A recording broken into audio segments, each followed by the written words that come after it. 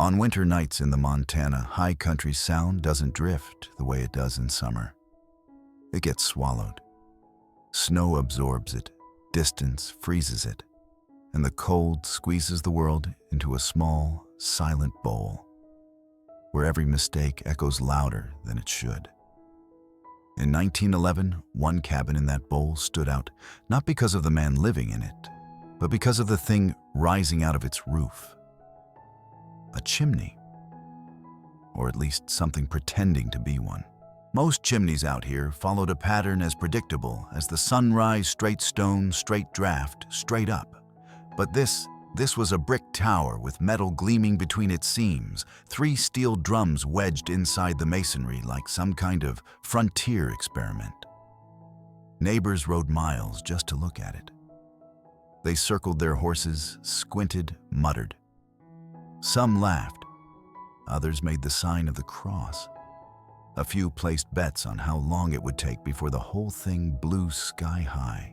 Because that was the rumor now. Wilhelm Hartman, the quiet German who kept to himself, had built a bomb. Not metaphorically.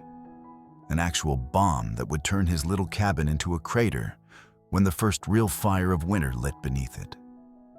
And honestly, standing in the snow, looking at steel barrels embedded above a wood-burning stove, it wasn't hard to imagine a very bad day ahead. A chimney was supposed to move heat away from you, not trap it, not drink it, not circulate it through barrels of water sitting in the middle of your house. Out here, a design like that didn't just seem wrong, it seemed suicidal. But inside the cabin, Wilhelm worked in calm, deliberate silence. He wasn't a reckless man. He wasn't trying to defy nature for the fun of it. And he certainly wasn't trying to earn the morbid attention of his neighbors. What he was building wasn't a bomb. It was a bet. A bet that the valley's common sense was blinding them to an overlooked truth. Every chimney in Montana was throwing away enough heat to change a man's entire winter if he only bothered to catch it. The fire in his stove did more than warm a room. It created rivers of energy, spilling upward, disappearing into the night. Wilhelm had watched that waste for years with something like irritation, the way an inventor watches someone light cigars with banknotes.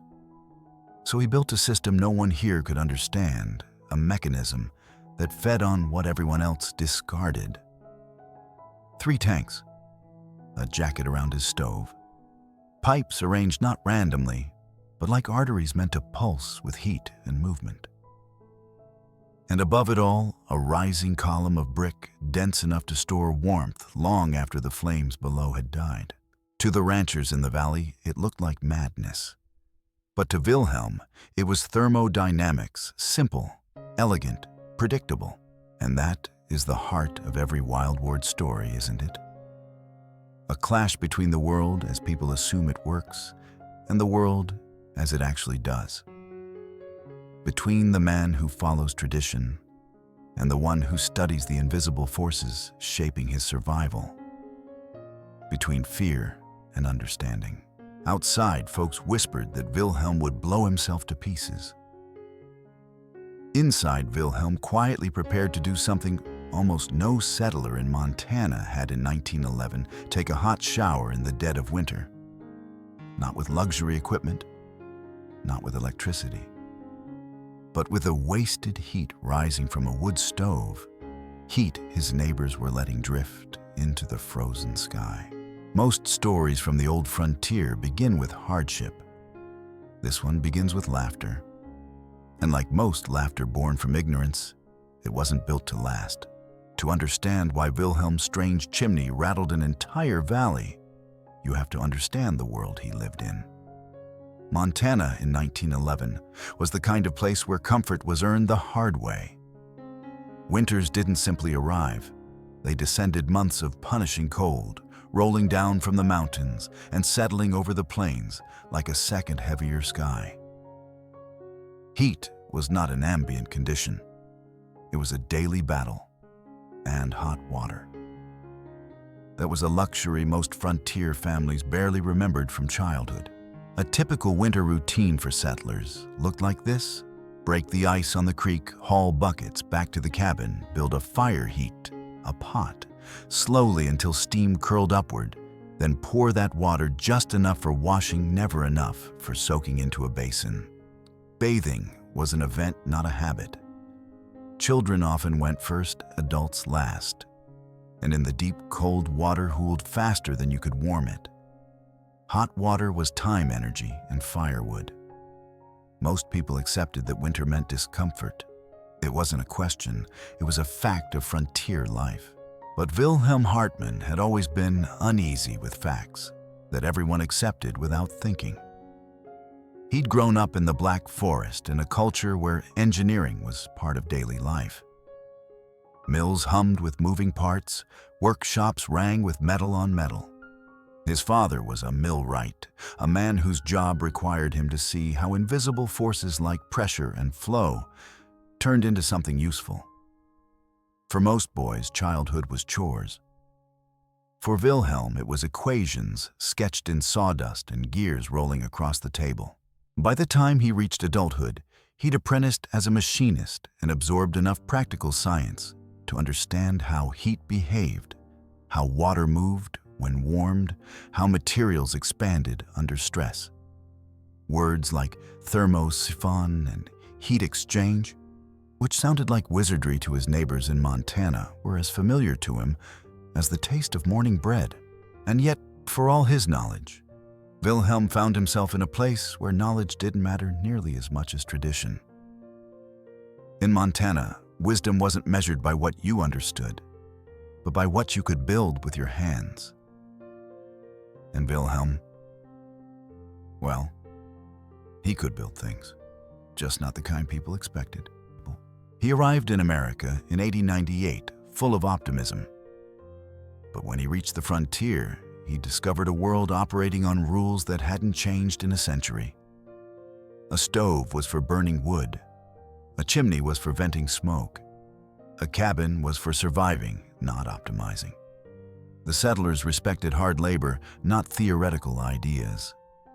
And Wilhelm, quiet and analytical, always calculating instead of guessing quickly, became the odd man out. Still, the frontier had a way of shaping people. Wilhelm learned to mend fences, fell trees, and survive the blizzards. But even as he adapted, he never stopped noticing inefficiency.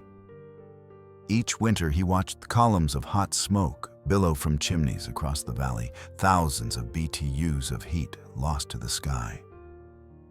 That loss nagged at him. It offended his engineering instincts. Those settlers were fighting for warmth every single day, yet throwing away the very heat they needed.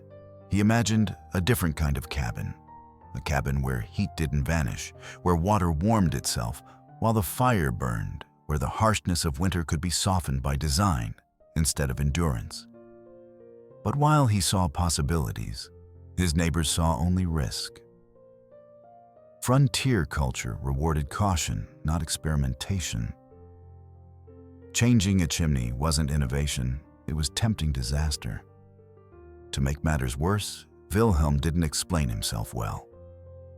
He used technical terms others didn't understand. He drew diagrams no one asked for.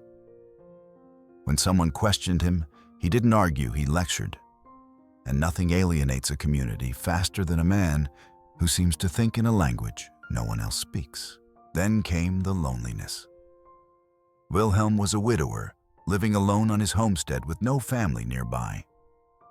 People respected him for working his land, but they didn't quite trust the German fellow with ideas too big for a log cabin. When they saw him stacking bricks around steel tanks, strange gleaming barrels protruding from the half-built chimney, concern turned into mockery. "What's he doing?" they whispered. "Trying to heat the whole sky. No, he's trying to blow himself up," someone said. And the joke stuck. But here's the part they never considered: frontier life wasn't just about surviving the elements. It was about beating them, finding every scrap of advantage you could carve out of the wilderness. And while most settlers fought the cold with brute force, Wilhelm fought it with insight. He knew the frontier punished foolishness, but he also knew it punished inefficiency. And to him, wasting heat, letting precious warmth escape up a chimney, wasn't just inefficient. It was a sin against nature's own rules. So while the valley laughed, Wilhelm kept working. Brick by brick, he assembled a system that merged old-world engineering with new-world necessity. He wasn't seeking attention. He wasn't trying to impress anyone. He was simply trying to make life a little less brutal, a little less cold, and far more intelligent than the frontier demanded. Because for Wilhelm, survival wasn't just about endurance. It was about understanding. Every frontier invention begins as a question no one bothers asking.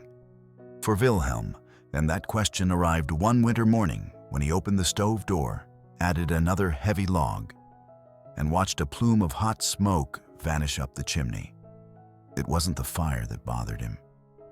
It was the waste.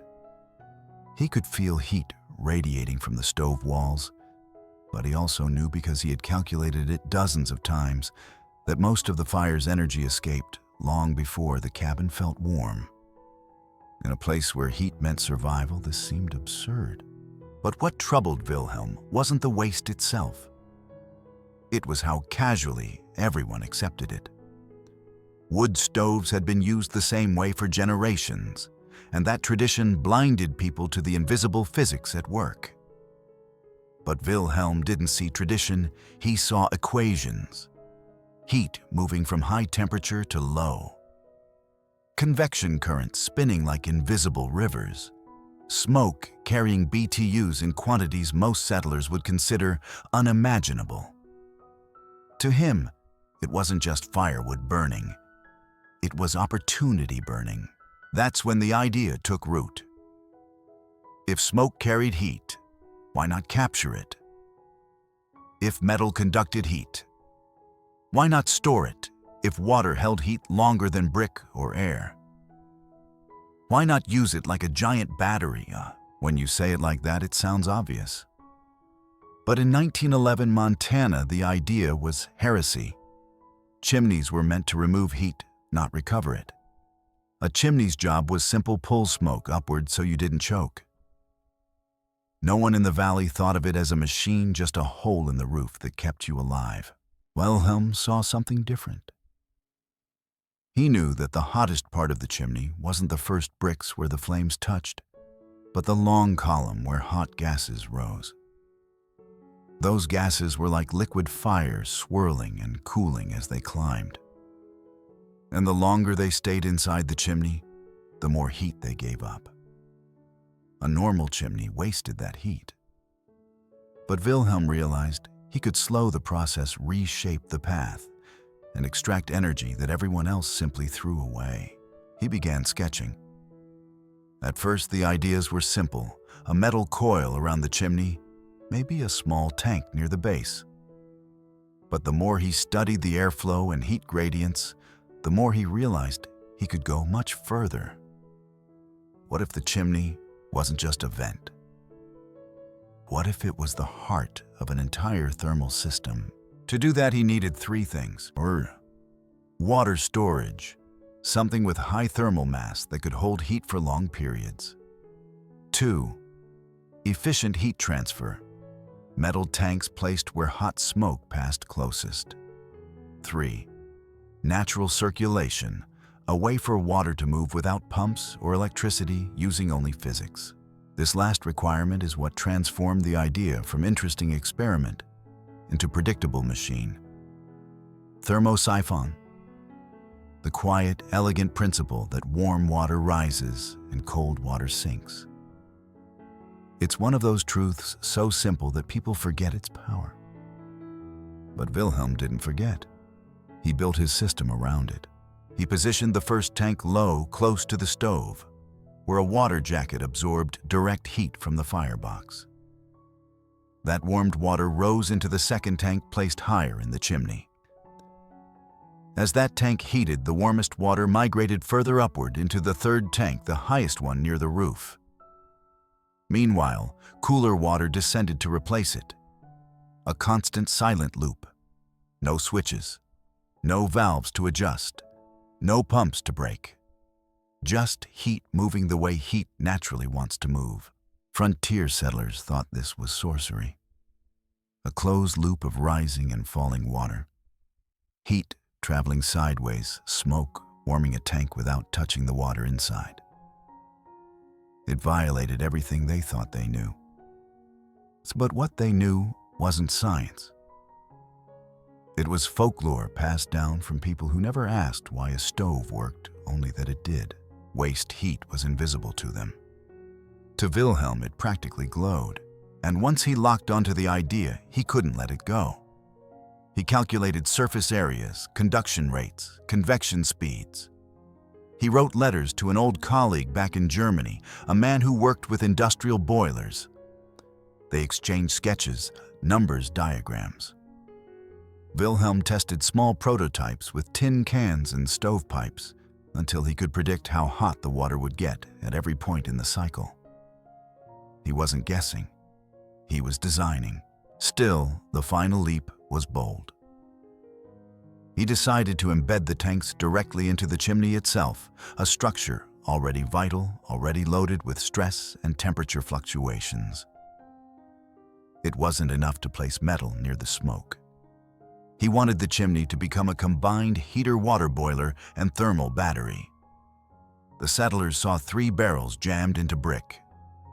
Wilhelm saw a unified system with multiple heat inputs and a self-balancing temperature loop. But that ambition came with danger, real danger.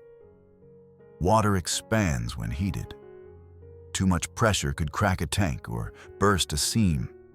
Steam could explode with lethal force. Wilhelm accounted for every risk. He added a vent pipe, a relief valve, and careful spacing to prevent hot spots. He made the system open to the atmosphere, so pressure never reached dangerous levels. He overbuilt parts of the structure with extra brick and mortar. In his mind, the design was safe because he understood the physics deeply enough to control it. The problem no one else did. The valley didn't see safety engineering. They saw metal inside a chimney, and they imagined only one outcome. A violent one. They didn't know what Thermosiphon was. They didn't know the difference between a closed boiler and an open vented tank. They didn't see heat as a resource. They saw it as something barely contained. But Wilhelm wasn't building for their approval. He was building because winter was coming, and he refused to fight it with the same tools everyone else used. He wasn't trying to be clever. He was trying to be warm. He was trying to take the endless work of frontier life and make it just a little easier, a little smarter, a little less punishing. And if the neighbors thought he was crazy, let them laugh. He wasn't building for them. He was building for survival and for the warmth no one else believed was possible. If Wilhelm's idea sounded strange to the neighbors, the reality of watching him build it was even stranger. Frontier men knew how to raise a barn, stack a chimney, or lay stone for a foundation.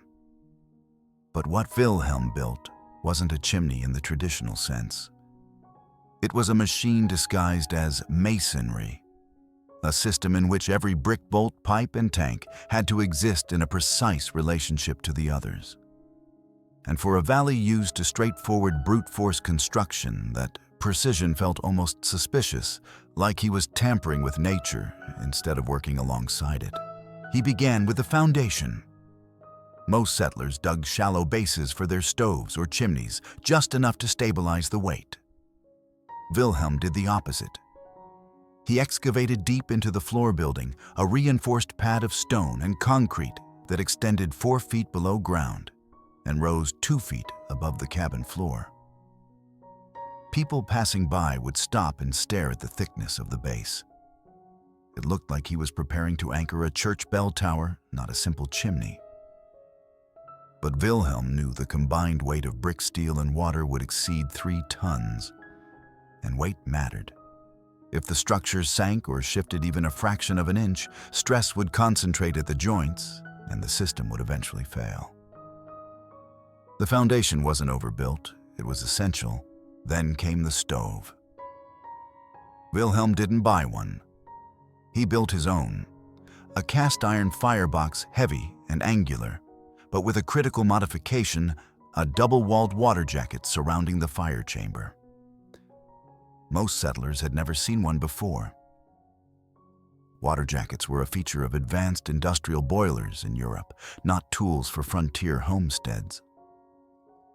When neighbors peeked in through the cabin doorway and saw Wilhelm welding and bolting together a stove that looked more like a locomotive part than a household appliance, their suspicions deepened. But Wilhelm wasn't interested in appearance. He cared only about function. The water jacket was the first stage of his heat capture system. Fire heated the inner wall, water absorbed the heat through conduction, and hot water rose upward, beginning the Thermosiphon cycle he'd calculated so carefully. Next came the first tank, the primary collector. A 40-gallon steel drum he had cleaned, sealed, treated, and fitted with heavy threaded pipes. He mounted it about 3 feet above the stove, high enough to allow circulation, but low enough to receive strong heat from the water jacket. This tank was the beating heart of the system, the place where heat first concentrated.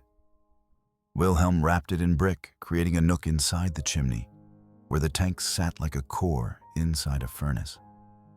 Not trapped, not exposed, integrated.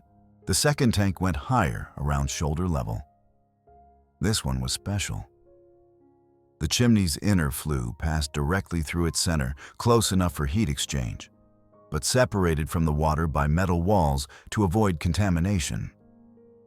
Every time the stove sent hot smoke upward, that smoke would have no choice but to surrender part of its energy to the water surrounding the flue. It was a clever fusion of convection and conduction. And it worked because Wilhelm designed the smoke path carefully, long, slow, and forced through narrow spaces that maximized contact time.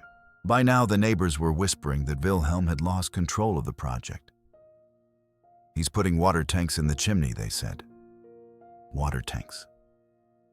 To them, the very idea felt like stacking gunpowder above a fire. But Wilhelm ignored the murmurs.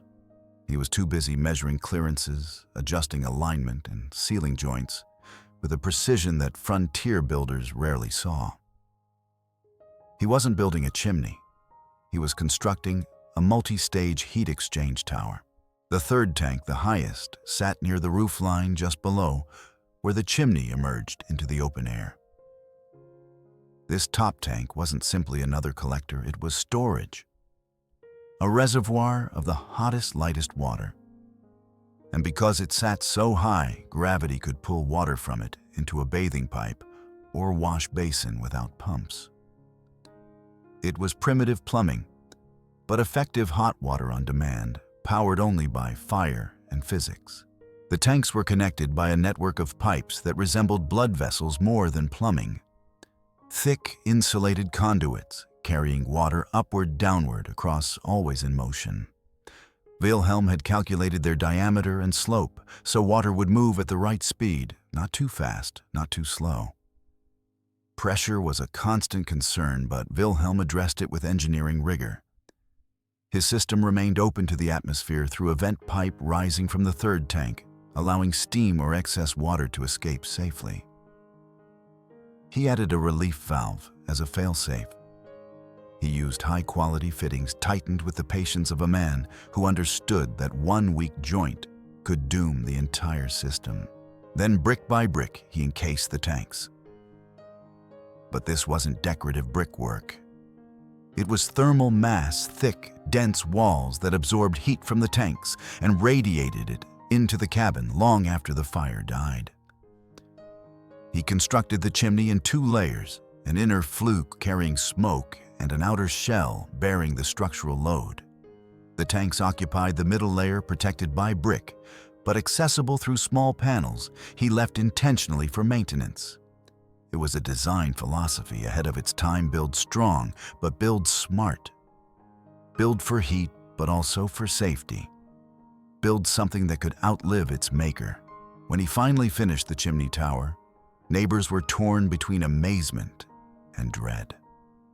It was colossal compared to other chimneys, wide, tall, reinforced, and humming faintly with the metallic presence of hidden machinery. Some said it looked like a foundry. Others said it looked like a tomb waiting to bury him. But Wilhelm didn't see danger. He saw the culmination of 2 years of sketches, experiments, and correspondence with engineers who lived half a world away. He saw a system that turned a fire, a simple, ancient tool, into a source of sustained, controlled, predictable energy. He saw a way to reclaim heat that Montana winters had been stealing from settlers for generations. To Wilhelm, the structure was not madness. It was logic built in brick. And soon, it would prove itself. Frontier inventions usually fail loudly. A gear snaps, a beam cracks, a pipe bursts. Out here, there is no polite way for an idea to die. So when Wilhelm finally prepared to test his chimney system on October 20th, the valley braced itself. Not figuratively, people literally stayed away from his homestead. The same neighbors who would gladly help mend a fence or rope a runaway calf wanted no part of whatever explosion they were sure was coming. But Wilhelm didn't share their fear. He approached the test the way a craftsman approaches a finished tool, with respect, not dread. He checked every joint, tightened every fitting, filled all 3 tanks with water until they sat heavy and silent within the brick walls. He opened the vents, inspected the relief valve, cleared the flue. Then he lit the smallest fire he could manage, just kindling and a few finger-thick logs. Nothing dramatic, nothing showy, just enough flame to start the machine breathing. The fire crackled, the stove jacket warmed, smoke curled upward into the flue. For the first few minutes, nothing seemed different. The cabin smelled like burning pine, the way any cabin in Montana smelled at the start of winter. But Wilhelm wasn't looking for drama. He was watching for signs: the faint warming of metal, the shift in temperature between joints, the subtle rising of heated water. After half an hour, he pressed his hand to the brick around the first tank. It was warm. Warmer than any chimney base had a right to be with such a small fire. He opened a tiny inspection hatch. The steel tank inside glowed with gentle heat, not dangerous, not alarming, but alive, absorbing energy exactly the way he'd predicted. An hour passed. He opened the lower drain valve.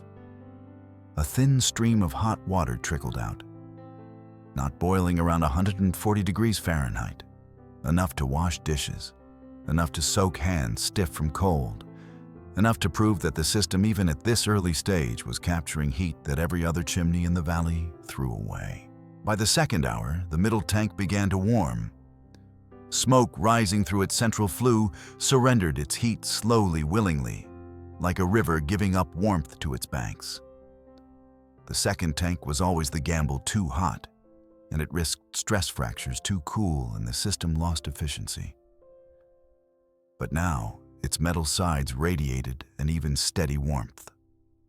Thermosiphon circulation was working. Water was moving. Heat was flowing. No pumps, no valves, no force except nature itself. 3 hours in the third tank, the highest one finally responded. A gentle warmth spread across its surface, the unmistakable sign that the entire system was running. A perfect loop fire, heating the jacket water rising tanks, sharing energy heat, accumulating upward through the tower. Wilhelm fed the fire just enough to keep it alive. Then he sat at his table listening. The cabin sounded different. Not louder, not quieter, just different. The brick tower behind the stove had a low, deep presence. The kind of quiet, radiating heat that seeped into a home rather than blasting outward. It felt like sitting beside a sleeping animal, calm, powerful, full of stored energy. By midnight, the cabin was comfortably warm. The tanks were hot. The brick mass radiated a steady glow of heat that turned the small cabin into a winter refuge. Wilhelm kept watch through the night, adjusting vents, taking notes, measuring temperatures from top to bottom. No leaks, no pressure spikes, no cracks. The relief valve stayed inert, almost bored, as if annoyed that it hadn't been needed. At dawn, the transformation was undeniable. Wilhelm opened the tap connected to the middle tank. Hot water poured out in a clean, continuous stream, no waiting, no reheating, no hauling buckets from the creek. In a land where washing with cold water was the daily norm, and bathing required an entire evening's labor, what Wilhelm had now would have been considered a miracle if people believed in such things. But it wasn't a miracle. It was physics, stubborn, predictable, obedient to those who understood it. Later that morning, Edward Fletcher approached the cabin, expecting to see smoke stains, shattered brick, maybe even the remains of a ruined structure. Instead, he found Wilhelm calmly making coffee with hot water drawn straight from his chimney system. Edward touched the brick. It was warm, but not scorching. He touched the tank through the access hatch. "This isn't right," he whispered. "Not because it didn't work, but because it did." "It hasn't exploded," Wilhelm said quietly, almost amused. "It still might," Edward replied, clinging to the only explanation that fit his worldview. But Wilhelm simply shook his head. "No, it's stable, balanced, built for the way heat actually moves." Out in Montana, most inventions proved themselves only after years of use. But this one proved itself in a single night. A night when a lonely cabin stayed warm, 3 tanks filled with hot water, and a man who was once mocked for thinking differently woke up to a future where winter no longer dictated the limits of his comfort. The system had worked, and nothing about life in the valley would be the same again. The morning after Wilhelm's successful test, word traveled through the valley with the speed of wildfire. Not because he announced it, he didn't. Not because someone saw steam rising from his roof, there wasn't any. But because in a small frontier community, silence itself is suspicious. People noticed there had been no explosion, no column of black smoke, no sudden absence of a cabin that had once stood at the edge of the pines. By noon, the first curious visitor arrived. By evening, 3 more. By the end of the week, so many people stopped by that Wilhelm's path from the woodshed to the door became a muddy trench. They came expecting to see damage, at least scorch marks or warped brick. Instead, they found a chimney that looked almost regal, solid, warm, quietly humming with captured energy. Most startling of all was the tap on the wall, the one that with a simple turn of the handle delivered hot water into a tin basin. Some visitors reacted with awe, others with suspicion, a few with barely concealed envy. But the universal reaction was disbelief. Real bone-deep disbelief that a man could take the same amount of firewood they burned every winter and convert it into something no one else had ever enjoyed, a steady supply of hot water even in the dead of winter. Frontier life has a way of reshaping people's priorities. Pride matters. Tradition matters. But when the temperature drops below 0 and your joints ache from carrying buckets of ice-crusted water, practicality matters most. And the practicality of Wilhelm's system was undeniable. "How often do you heat the stove?" one rancher asked. "Twice a day," Wilhelm replied. "And the water stays hot?" Wilhelm simply pointed to the highest tank. "Thermal mass," he explained. "Heat doesn't vanish. It waits."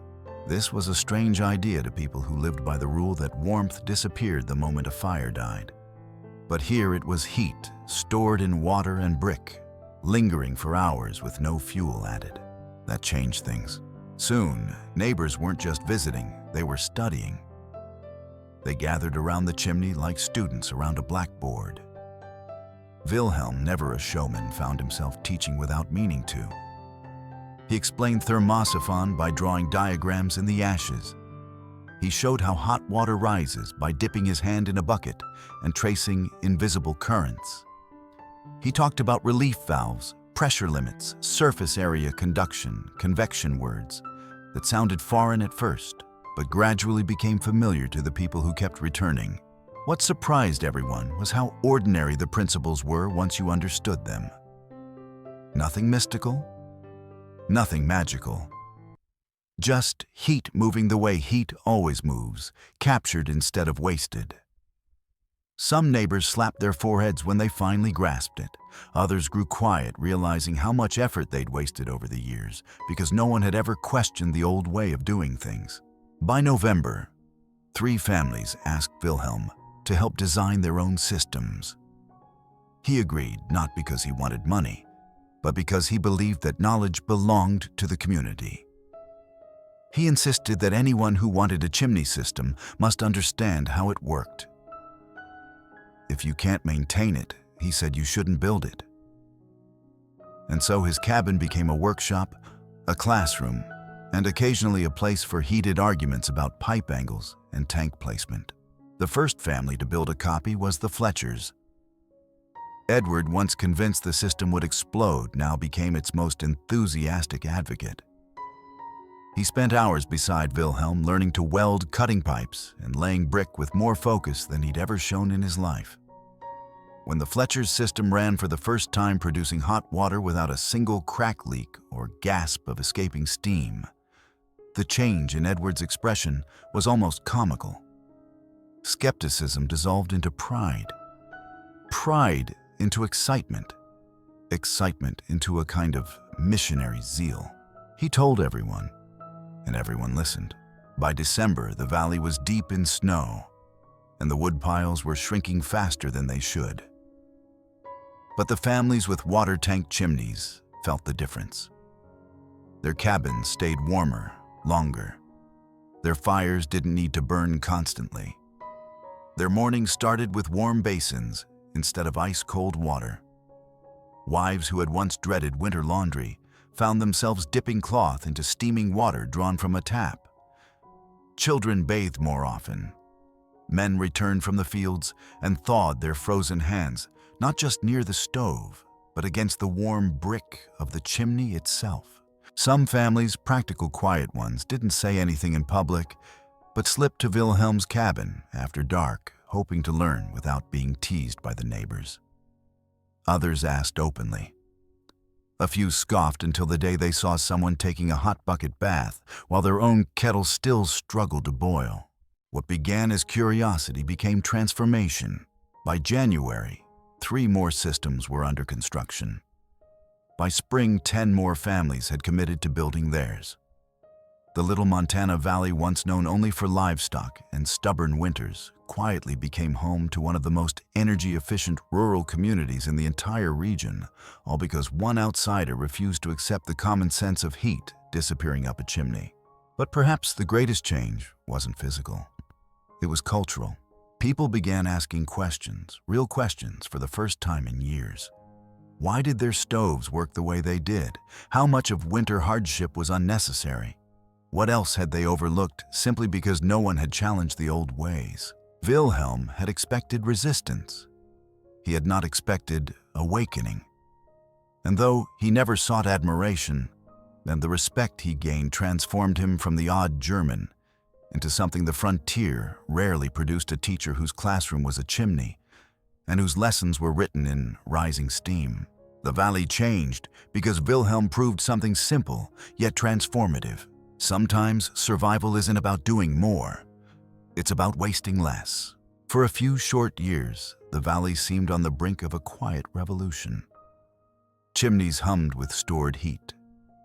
Water warmed itself without constant fire. Families spent winters in a comfort that earlier generations would have called impossible. Yet even as the system spread, even as more homes adopted versions of Wilhelm's design, its future was already in jeopardy. Not because the idea was flawed, it wasn't. Not because the design was too complex, it was remarkably simple once understood. And not because it was unsafe. The relief valves and open-vented tanks made it one of the most stable heat capture systems ever built. No, the technology faded for reasons far more human, far more predictable, far more common in the long history of innovation. The first obstacle was customization. Wilhelm's design wasn't something you could buy as a kit. It wasn't a single universal blueprint. Each cabin needed a different foundation, different tank placement, different pipe angles based on stove location, ceiling height, and draft behavior. A poorly built system wouldn't explode, it would simply fail. The tanks wouldn't circulate. The chimney would draft poorly. The water might only half warm. And frontier builders, though skilled with axes and saws, weren't trained in heat exchange or convection principles. Without Wilhelm or someone equally knowledgeable, the system depended heavily on guesswork. And guesswork is the enemy of consistency. The second challenge was materials.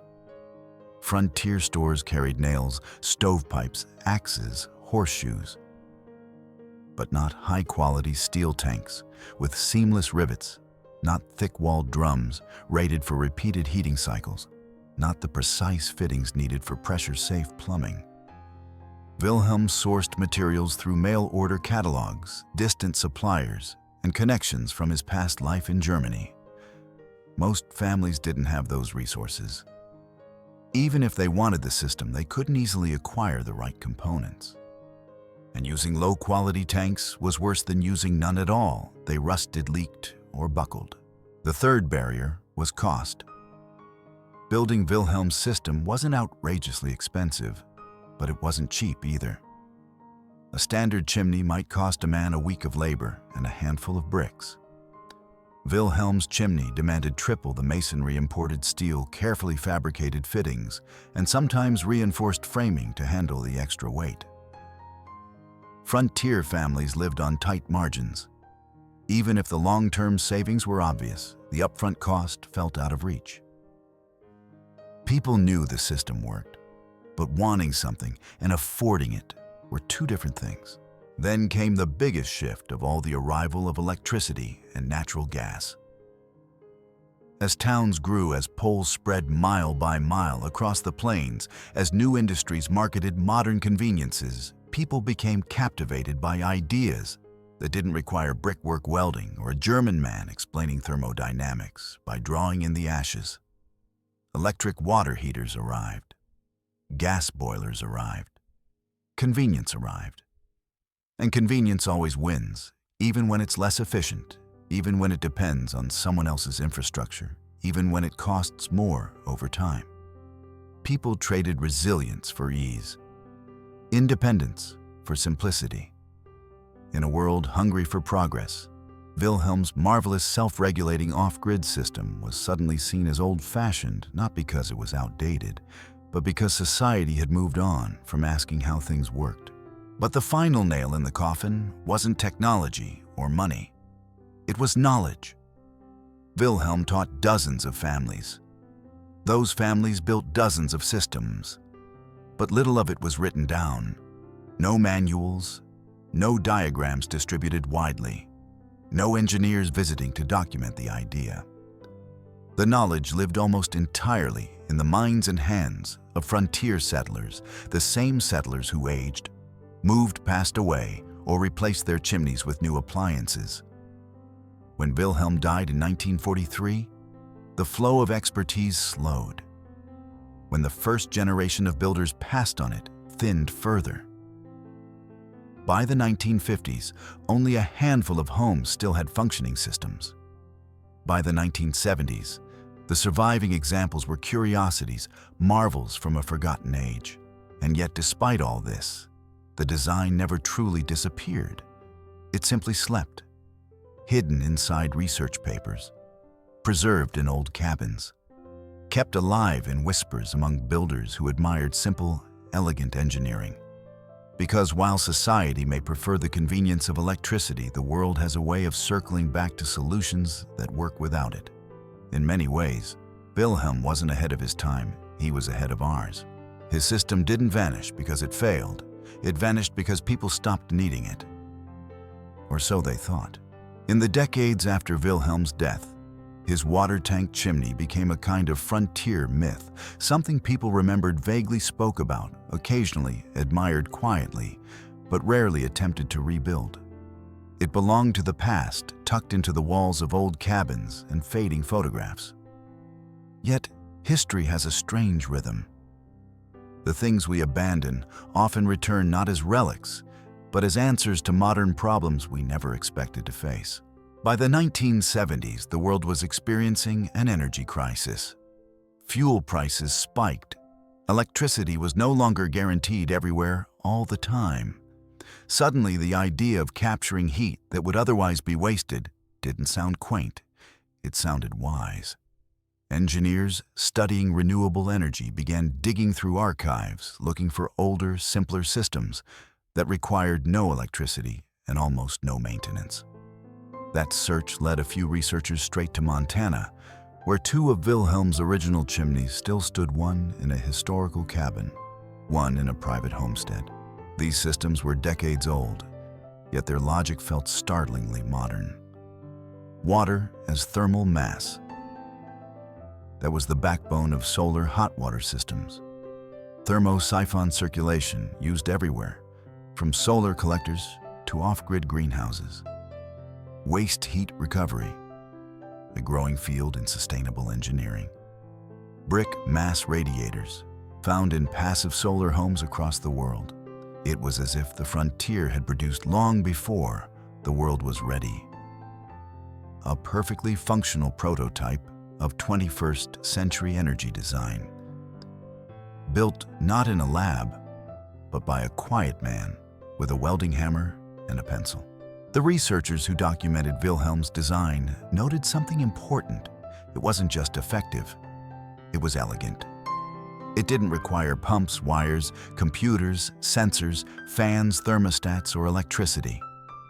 It relied on the fundamental laws of physics, laws that never go out of date. They concluded that a modernized version could heat water and homes using a fraction of the energy conventional systems consumed. But the report was filed away, read by a small circle of enthusiasts, and largely forgotten.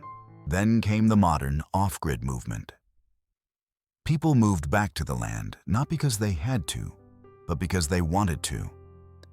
They wanted independence, resilience, and simple systems they could understand and repair with their own hands.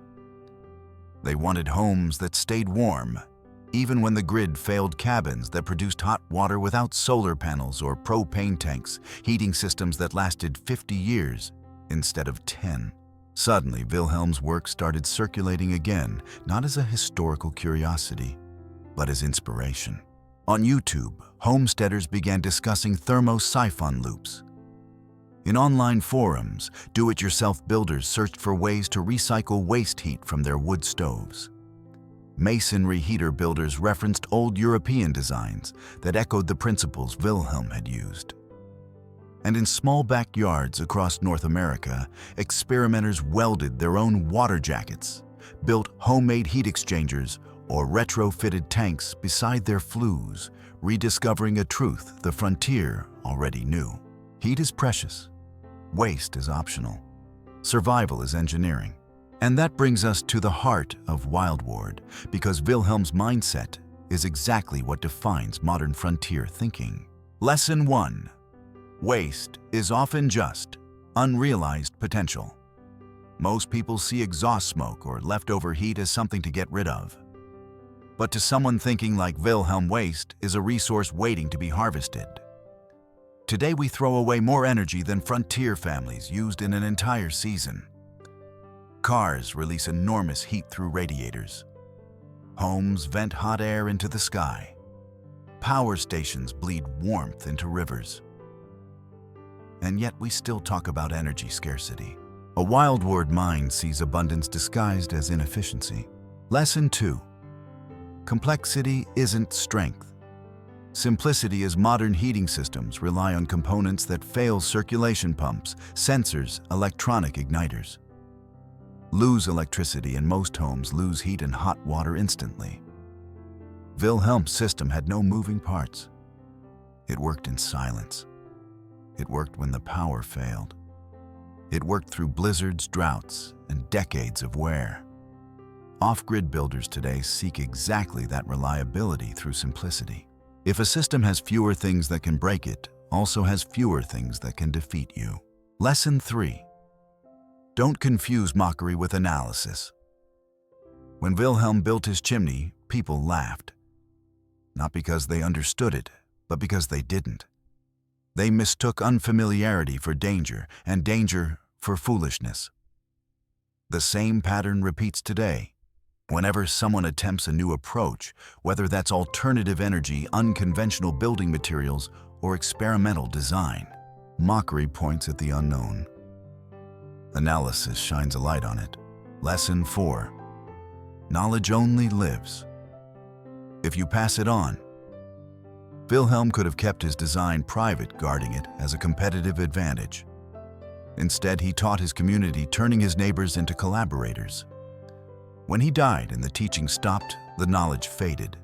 In our world, where information moves fast, but attention spans or short, valuable ideas still disappear unless someone preserves them. Sharing knowledge multiplies its power. Lesson 5. Resilience matters more than convenience. It's easy to let technology make life effortless, but a society built on convenience becomes fragile. The frontier understood resilience instinctively. Today, as storms grow stronger, grids fail more often, and supply chains strain. Resilience is no longer optional. Wilhelm's chimney didn't need electricity gas lines or an industrial grid. It needed only fire, water, and gravity, 3 things as old as humanity. That's why his work feels timeless. And that is why, more than a century later, the world is quietly rediscovering the wisdom of a man who simply refused to waste heat. His chimney, once mocked, now stands as an early blueprint for off-grid living, a design perfectly aligned with the Wildward way of thinking: tough, simple, clever, self-reliant.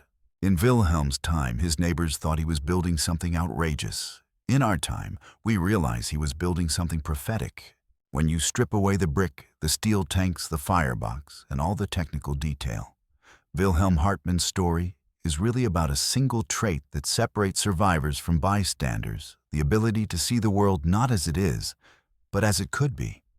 Most people on the frontier woke each morning and accepted their hardships as fixed realities. Winter was cold. Water was icy. Heat vanished the moment the fire dimmed. Life was a struggle, and always would be. But Wilhelm refused to inherit limitations simply because others lived with them. He looked at a chimney and didn't see a pipe for smoke. He saw a river of wasted energy. He looked at water and didn't see a heavy burden to haul. He saw a powerful heat battery. He looked at fire and didn't see comfort that faded. He saw continuous potential waiting to be captured. And that shift in perspective made all the difference. It turned a lonely man in a small cabin into the person who quietly changed how an entire valley lived. The world today isn't so different from Wilhelm's Montana. We still waste more energy than we use. We still assume certain discomforts are inevitable. We still mock ideas that challenge our habits. And we still lose valuable knowledge because it's easier to buy something new than to preserve something old. But the frontier teaches a truth we forget too easily. Hardship isn't always the enemy. Sometimes the enemy is complacency, accepting inefficient systems simply because they are familiar. Wilhelm's water tank chimney was a rebellion against complacency. Not loud, not proud, just a calm, precise refusal to waste what he already had. And that raises a question worth asking, especially for anyone trying to live with more independence and resilience. Where is your wasted heat? Not literally, although that too is worth checking. But in the broader sense, what resources are slipping through your hands because you assume they're worthless? What problems are you grinding through each day because no one told you there might be a better way? How many chimneys in your life are venting energy, physical, mental, financial, into the sky? A Wildward mindset doesn't just build things. It reinterprets them. It questions defaults. It notices the small inefficiencies that steal comfort, strength, and time. And then it uses simple, reliable principles, not complexity, to reclaim those losses. That's the legacy Wilhelm leaves us. Lesson 1. Waste is a frontier that hasn't been explored enough. Lesson 2. Innovation doesn't need to be complicated, it needs to be thoughtful. Lesson 3. The loudest critics are often the least informed. Lesson 4. Shared knowledge is stronger than isolated talent. Lesson 5. Resilience begins with understanding the fundamentals. His neighbors mocked him until the day they bathed in hot water because of him.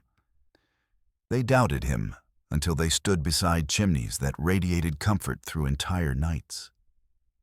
They feared his ideas until those same ideas made their winters easier and their homes warmer. The transformation wasn't dramatic. It wasn't flashy. But it was deep. And it grew not because Wilhelm wanted praise, but because he wanted understanding, because he believed the knowledge should strengthen a community, not stay locked inside one man's mind. And perhaps the most striking part of all this is how easily the story could have been lost. Without the curiosity of a few engineers, without the preservation of a couple of cabins, without the stubborn memory of families who refused to tear down what worked, Wilhelm's brilliance might have vanished entirely. The world would have moved on, never realizing a German immigrant in a remote valley solved problems that modern technology still struggles to solve elegantly today. But the story survived just barely, and now it reaches you. So as we close this chapter, consider the simple truth at the heart of everything Wilhelm built. When you understand how the world works, you can build things that seem impossible to those who don't. Whether you live in a cabin, a city, a homestead, or an off-grid hideout, the truth belongs to you now. If these stories inspire you, if you believe the past holds knowledge worth recovering, then join us as we explore more frontier, genius-forgotten engineering and Wildward wisdom. This isn't nostalgia. It's preparation. The future belongs to those who learn from those who built before us. And somewhere out there in an old cabin warmed by a chimney that should not have worked, but did, Wilhelm Hartman would probably smile. He didn't build his system to become a legend. He built it because winter was coming, and he refused to freeze when better ideas were possible. That's the Wildward way.